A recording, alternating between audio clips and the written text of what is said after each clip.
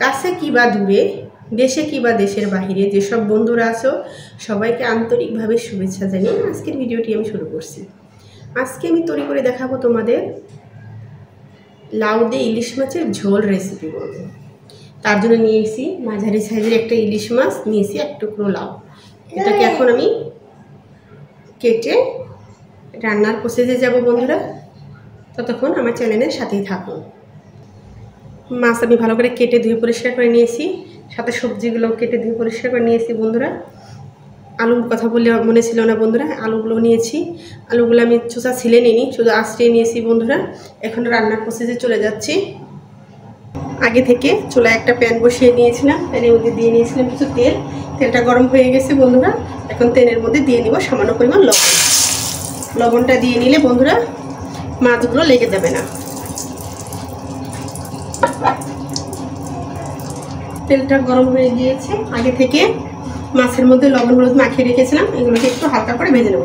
দিয়ে নিচ্ছি বন্ধুরা।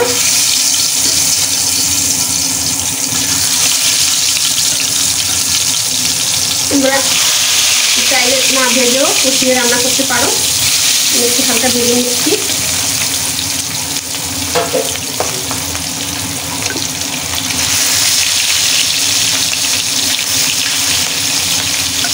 ভালো করে একটু ভেজে দেবো। ভালো করে ভেজে নেওয়া হয়ে গেছে। কপিটা এখন উঠে দেবে। হালকা করে ভালো বন্ধুরা, বেশি কড়া করে ভালো যাবে না।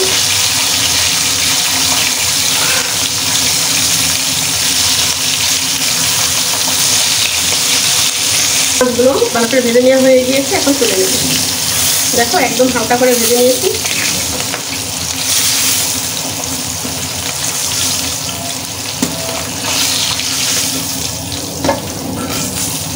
এখন এই তেলের মধ্যে আলুগুলোকে ভালো করে ভেজে নেব।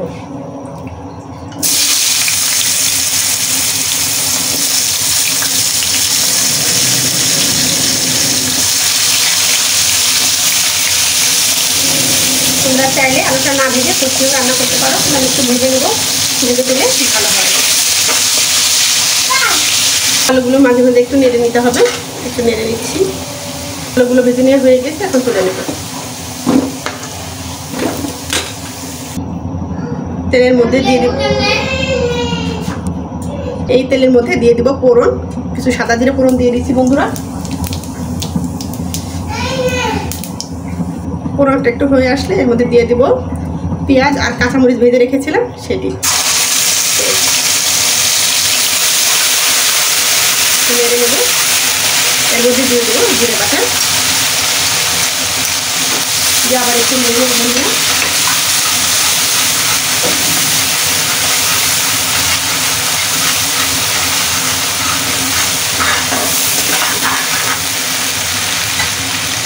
এর মধ্যে দিয়ে দেব টিস্পুন হলুদের গুঁড়া,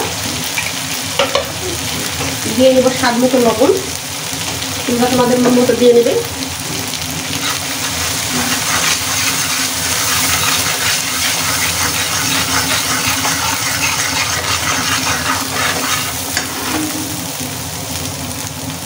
এখন দিয়ে দেবো একটু পরিমাণ পানি, দিয়ে মশলাটাকে ভালো করে কষিয়ে নেব।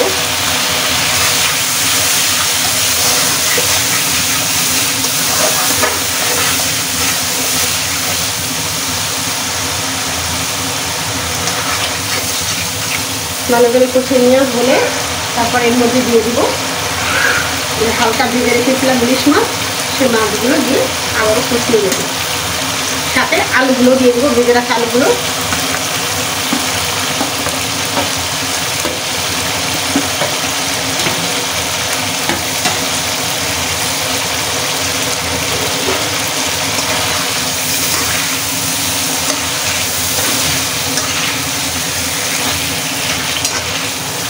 তোমরা চাইলে মাছটাকে একটু কড়া করে ভেজে নিয়ে ধরে মুখে দিতে পারো, তাহলে আর কষায় নিতে হবে না। আমি হালকা ভেজেছি, সেগুলো একটু কষিয়ে নিচ্ছি বন্ধুরা।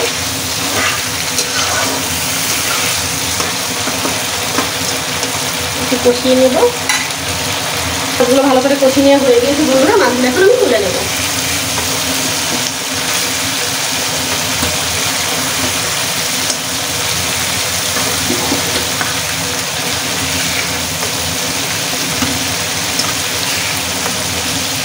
এই মশলার মধ্যে এখন দিয়ে দেবো কেটে রাখা আলু। বন্ধুরা রেখে দিয়েছি, আলু বলেছি বন্ধুরা, লাউ।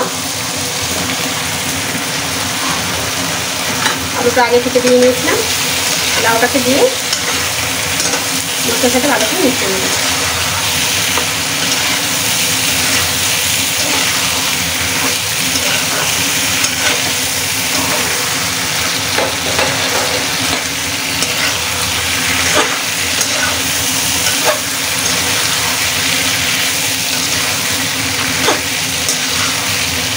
লাউয়ের পিসটা চাইলে বন্ধু তোমরা একটু ছোটো করে কেটে নিতে পারো, বড় বড় করে। আমি মিডিয়াম সাইজ করে কেটে নিয়েছি।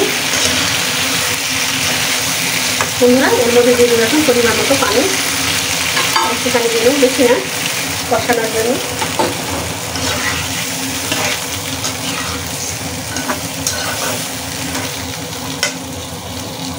ঢাকনার সাথে ডেকে কষিয়ে নেবো ভালো করে বন্ধুরা। মাঝে মাঝে একটু নেড়ে নেবো, ঢাকনাটা তুলে আবার একটু নেড়ে নেবো।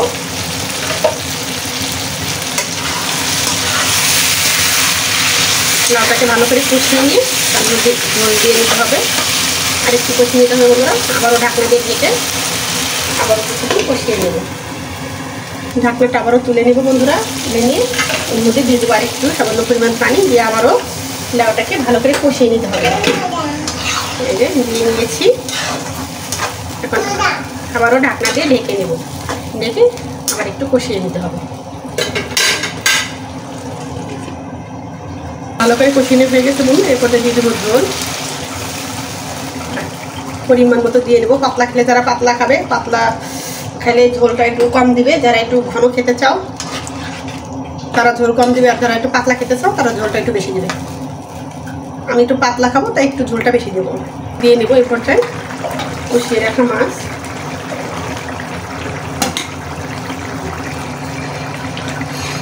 দিয়ে নিয়েছি এই পর্যায়ে মাছ। দেখো বন্ধুরা কষিয়ে রাখা মাছগুলো দিয়ে নিয়েছি, দিয়ে আবারও কিছুক্ষণ রান্না করে নেব। ভালো করে রান্না করে নিতে হবে বন্ধুরা। দিয়ে নেব কিছু ধনিয়া পাতা কুচিয়ে দিয়ে আবার একটু নেড়ে নেব। দিয়ে নেব ভেজে রাখা জিরার গুঁড়ো দিয়ে 1 মিনিট রান্না করে নামিয়ে নেব।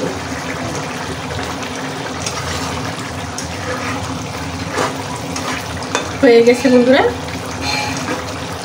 এখন এটাকে আমি নামিয়ে নেব। থেকে নামিয়ে নিয়েছি বন্ধুরা। দেখো লাউ দিয়ে ইলিশ মাছের ঝোল দারুণ হয়েছে খেতে, দেখতেও যেমন লোভনীয়, খেতেও দুর্দান্ত স্বাদ। একবার হলে বাসায় এই রেসিপিটি তৈরি করে খেয়ে দেখবে, আশা করি ভালো লাগবে। শীত যাওয়ার আগে একবার হলে বানিয়ে দেখো, এই রেসিপিটি অনেক ভালো লাগবে। শীতের সময় লাউ দিয়ে যে কোনো রেসিপি ভালো লাগে, তাই আমি আজকে তোমাদের মাঝে লাউ দিয়ে ইলিশ মাছের ঝোল রেসিপি শেয়ার করলাম। সবাই ভালো থাকো, সুস্থ থাকো, আমার চ্যানেলের সঙ্গে থাকো। সবাইকে ধন্যবাদ।